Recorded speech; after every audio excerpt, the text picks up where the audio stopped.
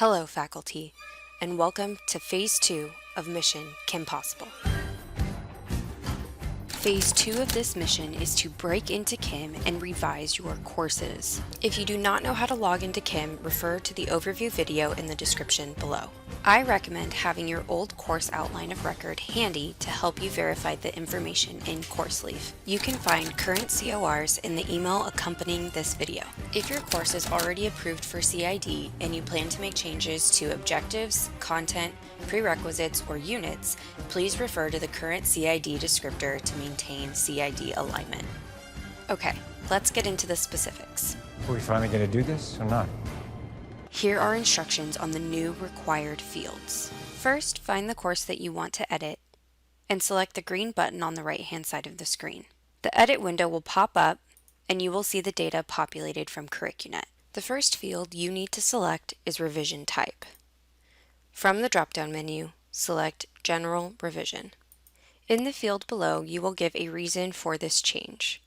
So we will put Kim Implementation Technical Change. If you plan to make changes to the course beyond the basic update, include a justification for those changes as well. Next, we need to confirm the course title. Is there another name you prefer? This field should match the full title listed in the COR. In this case, we can see the title has been abbreviated. So I will update the title to read History of the United States 1. Next, we'll select the start term. All edits made during this mission will be effective Fall 2021.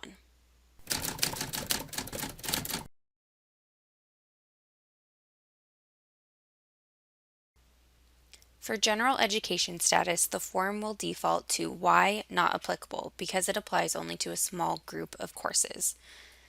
If the course is being created to satisfy English composition or math competency and quantitative reasoning, please select the appropriate designation from the following.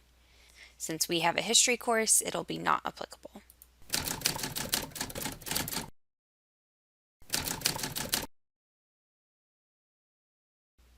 Alright, next question is this course a part of a family? For most courses, the answer will be no. However, for active participatory courses in PE, visual, or performing arts, where courses are related in content and have similar primary educational activities, the answer can be yes. Then what? Alright, so now we have units and hours. You will see the current weekly hours in these boxes. However, the state now requires total semester hours. We have done the math for you, so use the hours listed in the COR to fill out this section. Minimum and maximum hours should be the same unless you are working on a variable unit course. You follow me? Yeah, I follow.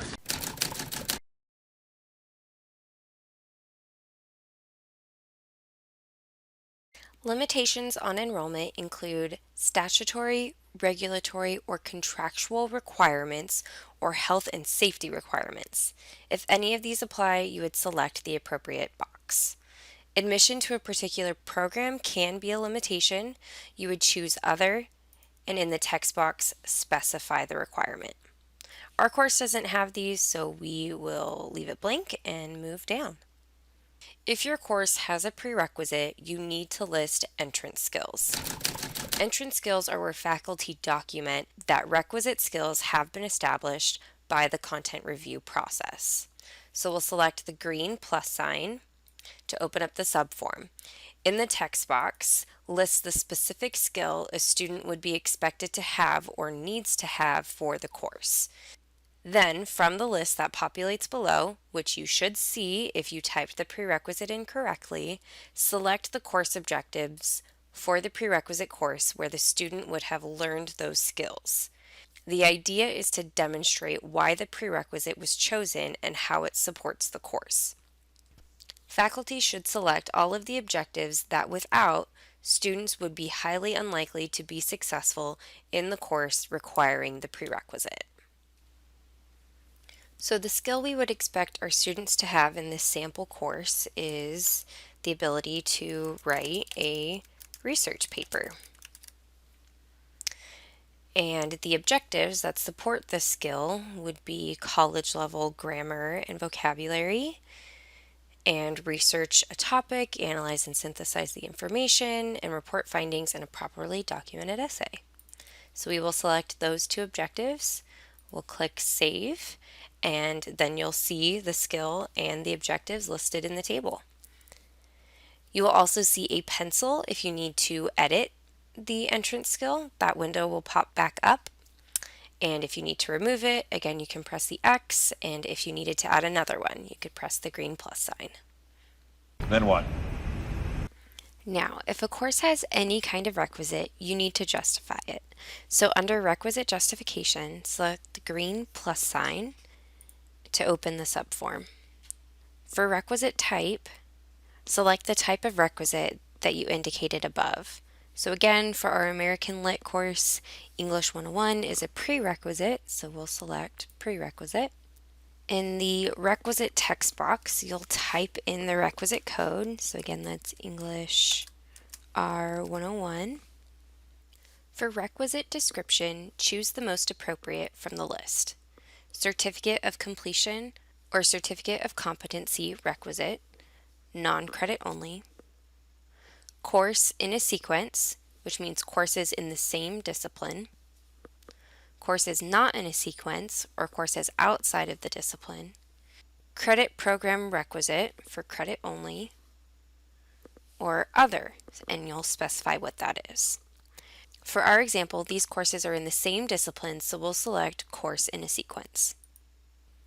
For level of scrutiny, choose from the following: closely related lecture laboratory course, content review, meaning faculty have identified the necessary and appropriate body of knowledge or skills students need to possess prior to enrolling in a course, content review and statistical validation, part of a sequence of courses in a certificate of completion or a certificate of competency for non-credit only, required by a 4-year institution, which must be documented, required by statute or regulation, which also must be documented, required communication or computational skill, or other. For this example, we could select content review, but it is also required by a 4-year institution, so we'll select that. And because it requires documentation, contact the articulation officer just to confirm. All right, and then you'll click Save, and you'll see the requisite type, the requisite you listed, the description, and the level of scrutiny. Questions? Yeah. Can we get a cappuccino machine in here?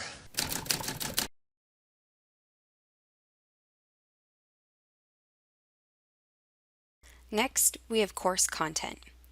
These fields have been imported from CurricuNet and should be correct, but the form requires that you put text in the lab content box. If you do not have a lab, which we don't in this sample class, then you need to type none. Alright, so now we have methods of evaluation. So for our sample history course, we will say written expression. This list provides typical classroom assessment techniques and required assignments. So check all that are deemed appropriate. So we will check essay exams, maybe a group project, definitely objective exams, maybe quizzes, reports and papers, and maybe a research paper. Please stop. Next, we have instructional methodology. The methods of instruction will illustrate ways in which the course content may be presented to enable students to meet course objectives and outcomes. Specify the methods of instruction that may be employed in this course by choosing from the list provided. So, audio-visual presentations, if you show any kind of video, class discussion, computer-aided presentations if you use PowerPoint at all. If you want your course to be offered online in any portion, make sure you select this distance education box. We listed field trips above, so we will select field trips here, instructor guided interpretation and analysis, and lecture. To me, that's your greatest strength. Now it asks us to describe specific examples of methods the instructor will use. You must provide examples of methodology used by the instructor to cause learning and to describe what students will be doing and experiencing with respect to the instructor, others, and their environment. These examples can begin with the instructor will, but may also describe activities the students will be doing that lead to learning. The example should be appropriate to the objectives. If an objective is to physically perform, then lecture as the sole method of learning is not enough. Methods should be presented in a manner that reflects integration with stated learning objectives and likelihood that they will lead to students achieving those outcomes. Some of the methods must effectively teach critical thinking, and the environment in which the learning occurs often needs to be described. This list does not have to be exhaustive. For our example course, I will create a numbered list, and the first method the instructor will use is instructor will direct interactive instructional activities asking students to compare and contrast historical data and primary source material with the secondary account of American history presented in their text. Another example would be guided and focused class discussions of representative historical events. These discussions would solicit student opinions on the relationship between such past events and their present values and lives. For other examples of instructional methodology, see existing outlines in KIM. Alright, so the next section is representative course assignments. Here you should see the writing, reading, and other assignments from your COR. Now, you will also need to provide critical thinking and skills demonstration assignments. Degree applicable credit courses require students to demonstrate critical thinking and application of concepts at the college level. For non-degree applicable courses, the instruction in critical thinking should prepare students for the independent work they will be doing in degree applicable courses. This includes the development of self-direction and self-motivation. An example of critical thinking assignments for our U.S. History course would be participate in class and small group discussions debating the impact of the market revolution. A second example would be compare and contrast the political and social cultures of the antebellum northern and southern states. For skills demonstration, most courses in CTE, PE, studio art, and other primary activity courses would be expected to have assignments both inside and outside of class that allow students to demonstrate the skills they are acquiring in the course. If there are specific skills demonstrations that are required by industry standards or external certifications and accrediting bodies, they should be identified in this area. This doesn't really apply to our history course, but say for instance this was a dental hygiene course. A skills demonstration would be students will demonstrate competence in the use of ultrasonic scaler and inserts. And finally, we have representative outside assignments. Outside assignments refers to work done outside of scheduled class time or at home. These assignments must show independent work at the same level of rigor and must be sufficient to meet the minimum outside of class hours. Lecture classes require 2 hours of outside work for every 1 lecture hour in class. So our 3-unit lecture course requires 105 outside of class hours per semester. Labs do not require outside assignments. This can include supplemental reading beyond assigned text. In this section, you should list the assignments above that would be completed outside of class and any additional assignments that are more general to justify 105 outside of class hours. So I'm going to add the assignments that we already listed above.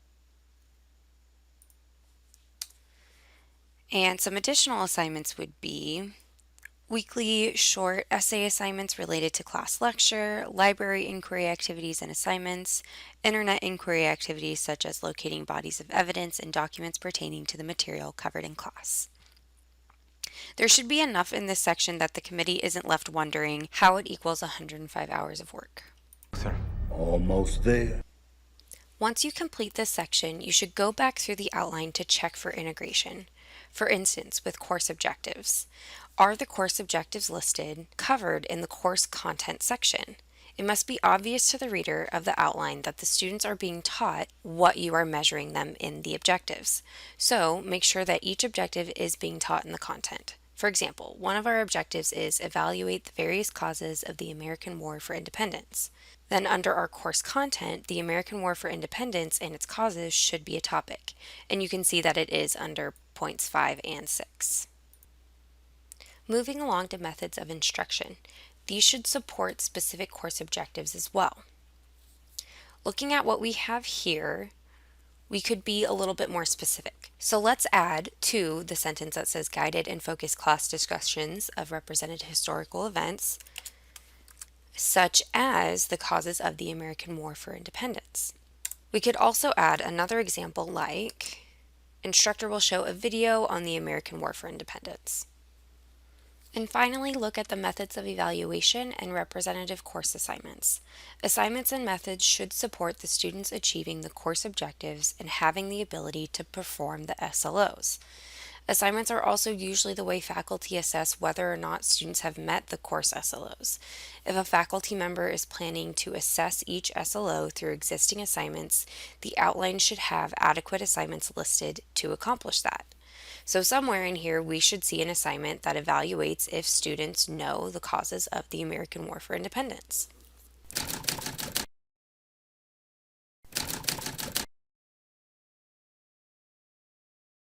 Alright, moving on. If you selected distance education as a method of instruction, then now you can fill out the DE addendum. If you did not select DE, skip down to minimum qualifications.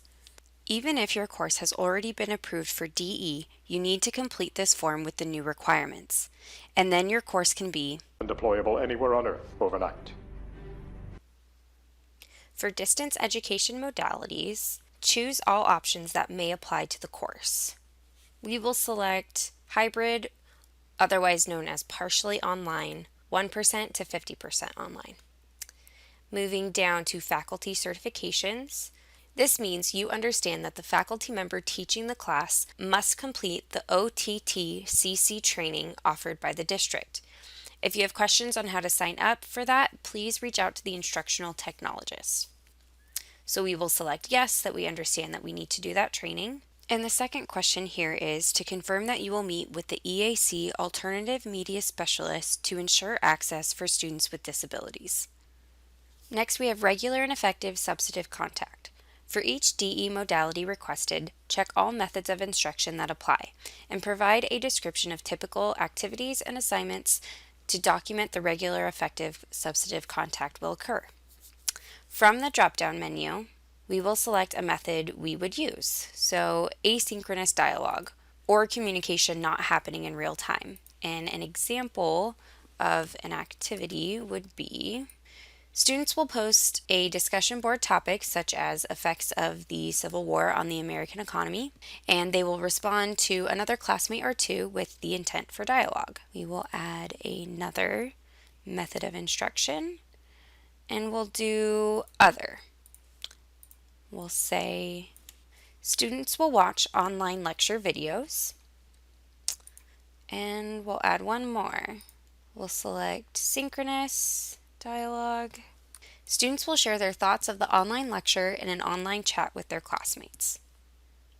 And finally, we have examinations. This is asking how the exams will be offered. Select all that apply.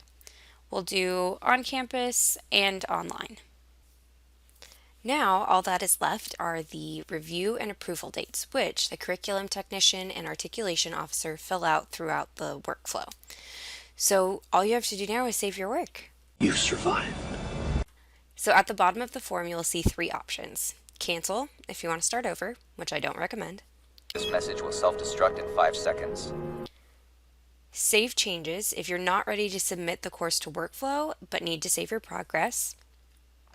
Or start workflow, if you're finished filling out the form and you're ready to submit your new course to your department chair. So we'll select save just to make sure. Now, you may come across an error message like this one, and if you do, don't worry.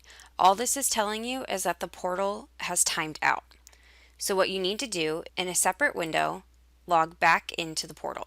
With your username and password, you will open the Course Leaf tab by clicking the link, and this will tell the system that you're logged back in. So if we go back to this edit window, you'll click OK, and then save changes. Once your changes have been saved, you'll see red and green markups that indicate the changes you've made. And to submit it to Workflow, you'll click Edit Course. You'll scroll all the way down to the bottom, again seeing all of the work that we've done. Keep scrolling. And you can select Start Workflow. Once Workflow has been started, your department chair and dean and the curriculum committee will begin the review process. As your course goes through Workflow, you'll see these steps listed to the right. And this is just showing where it is in the process. So orange is the step that it is currently at, and green are the steps that have been completed. And you'll also see the approval path with dates. Phase 3 of this mission will be executed by your curriculum team. Stay posted for your next assignment. Mission accomplished.